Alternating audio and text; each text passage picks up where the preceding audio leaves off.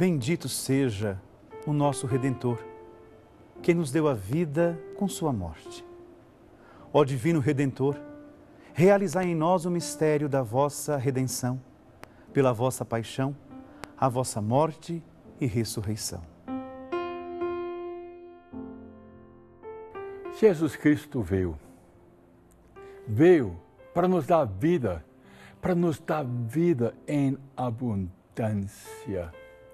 Ele diz: eu sou a ressurreição e a vida. No centro da história da salvação está a pessoa humana. Quando Deus desce das alturas e se encarna, ele se encarna justamente para salvar o ser humano dos seus pecados. Isso é a obra da redenção, redimir o homem. Ele vem realizar a redenção como missão que o Pai o enviou. Se no princípio Deus cria o universo, se Ele cria o homem e a mulher, e esse mesmo homem e mulher criados rompem com a amizade com Deus através do pecado e por isso a morte entra na humanidade, Jesus é aquele que vem pagar o preço da nossa salvação, é aquele que vem resgatar. Nenhum ser humano seria capaz de nos trazer de volta junto de Deus. Apenas o próprio Deus, aquele que nos criou, aquele que fez o universo por amor, seria capaz de nos trazer de volta. E o mais interessante disso é que quando está escrito lá no Evangelho de São João que Deus viu a situação que o mundo vivia e enviou o seu Filho, Ele não viu os méritos, não viu as coisas boas que o homem fazia. Ele viu o pecado. Por causa do pecado da humanidade, até o ponto de dizer o seguinte: se tivesse um só pecador, ele se encarnaria por causa desse único pecador, para redimir o homem, para salvar o homem dos seus pecados. Por isso o Filho vem até nós para realizar esta redenção, nos redimir, nos trazer para junto de Deus. Se por outrora, por um homem entrou o pecado no mundo, como nos fala São Paulo, também por um homem, o Filho do homem, que é Jesus Cristo, entrará a salvação. Está difícil hoje em dia a vida, está muito difícil viver hoje em dia nessas metrópoles, nesses lugares onde há muitas pessoas fazendo mil coisas ao mesmo tempo, sem viver o presente, sem pensar no agora, sempre pensando depois. É muito difícil caminhar sozinho e pensar sozinho. Então eu preciso de ajuda e essa ajuda vem dele.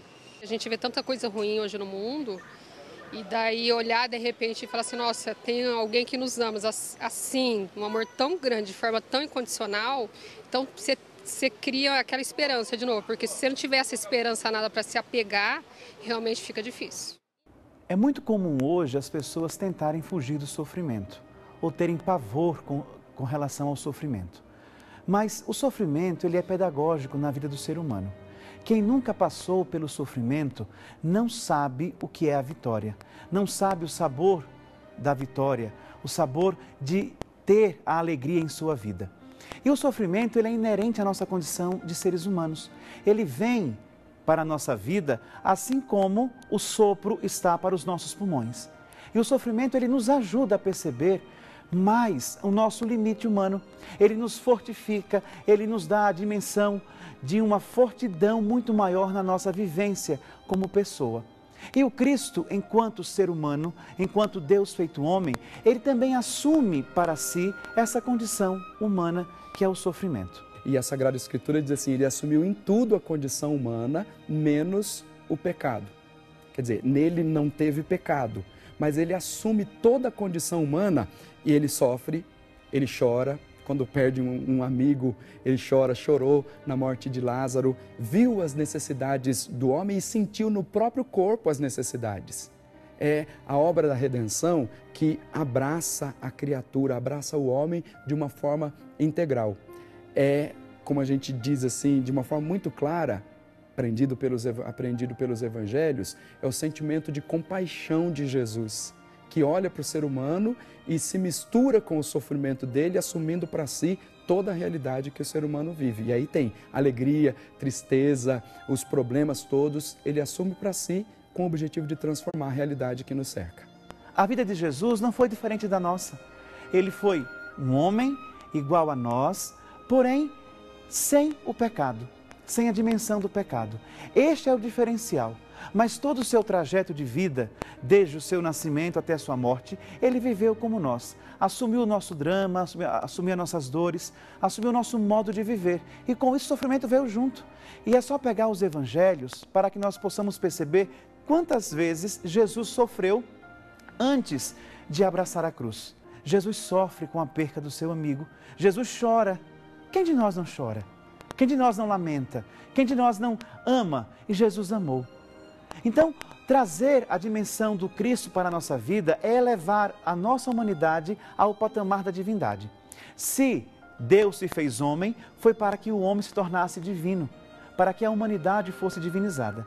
Então, assumir em nós essa condição divina a cada dia é perceber que no cenário da vida nós temos encontros, desencontros, nós temos divergências, nós temos alegria, nós temos sofrimentos e que tudo isso leva-nos a construir o nosso ser, pessoa, o nosso viver. Viver Cristo para mim foi de alguma forma me recordar de que todos nós somos chamados a imitar Cristo. O cristão é chamado a ser um outro Cristo. E eu confesso que nesse momento a barba não ajudou, o cabelo não ajudou, porque viver Cristo é se configurar a Cristo, é ter o coração entregue a Cristo. E nada exterior pode nos colocar diante daquilo que só o coração pode se decidir, que é amar. Amar como Ele amou, viver como Ele viveu. E muitas foram as cenas que de alguma forma me sensibilizaram nesse trabalho de dramaturgia da TV Século XXI. Mas tem uma especial que eu carrego comigo.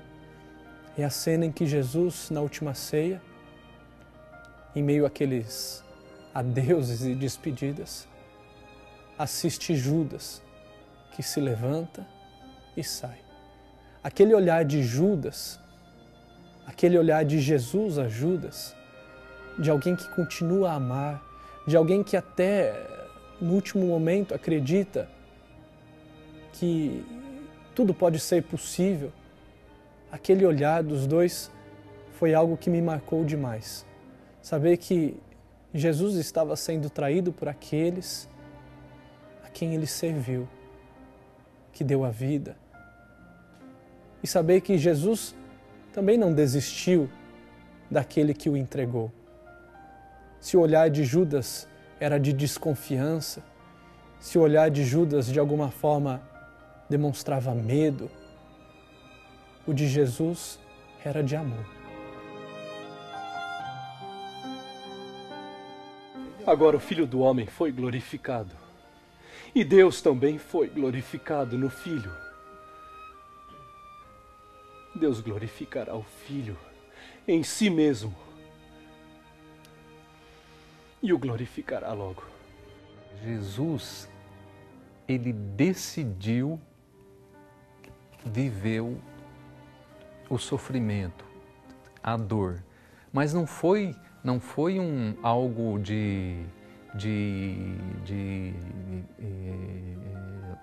masoquismo, não é isso.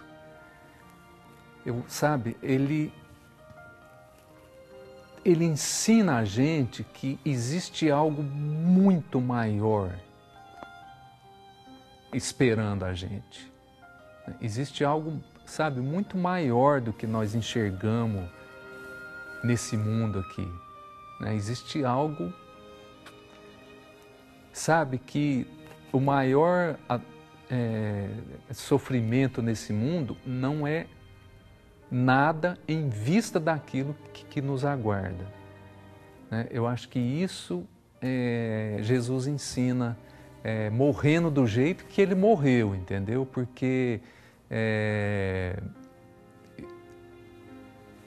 se Ele desejasse, Ele evitaria essa morte. Mas Ele escolheu. Então, Ele ensina isso, mas outra, a morte dEle nos liberta da morte sem esperança. Porque nós temos a esperança de viver para sempre. Ele é o Senhor. Ele é o Senhor da morte. Ele venceu a morte. Maria sabia muito bem disto. Poder se encontrar com a mãe no momento da dor extrema, da dor profunda, é um bálsamo, é um refrigério. Foi o que tocou o meu coração neste momento. Poder olhar nos olhos da mãe e saber que, de alguma forma, aquela mulher de fé, que sem compreender talvez todos os mistérios, acreditava no que estava sendo vivido, foi um alento diante dessa via sacra, diante desse caminho de dor, de suplício, de esquecimento, poder olhar nos olhos daquela que em nenhum momento se esqueceu do seu filho e seguiu ele até o alto do Calvário, foi um bálsamo.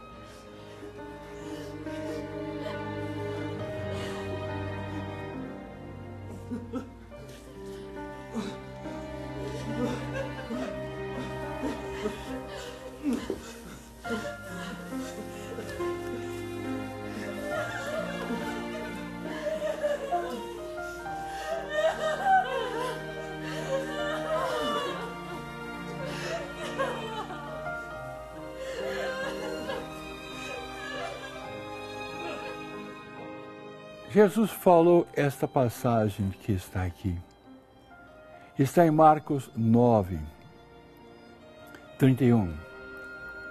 Jesus ensinava os seus discípulos: o Filho do Homem será entregue nas mãos dos homens e matá-lo-ão, e ressuscitará 3 dias depois da sua morte. Maria sabia, acreditava que ele ressuscitaria 3 dias depois da sua morte. Maria, Nossa Senhora da Esperança. Maria, cheia de graça, cheia de bênção. A plenitude da fé estava em Maria. A plenitude da esperança estava nela, como o amor. E ela acreditava no amor que Deus tem para que todos nós, que Ele, o Filho, veio para salvar todos nós. Maria acreditou na ressurreição do seu Filho, acreditou nesse versículo. Podemos imaginar Maria embaixo da cruz, olhando, e uma espada transpassou o coração dela. Foi muito triste ver a morte do seu Filho, Jesus Cristo. E que tristeza grande de colocar o Cristo morto no colo dela. Mas ela, depois que o enterro de Jesus, ela tinha a esperança. Ela poderia dizer, como nós dizemos: eu creio na ressurreição. Eu creio que meu filho ressuscitará.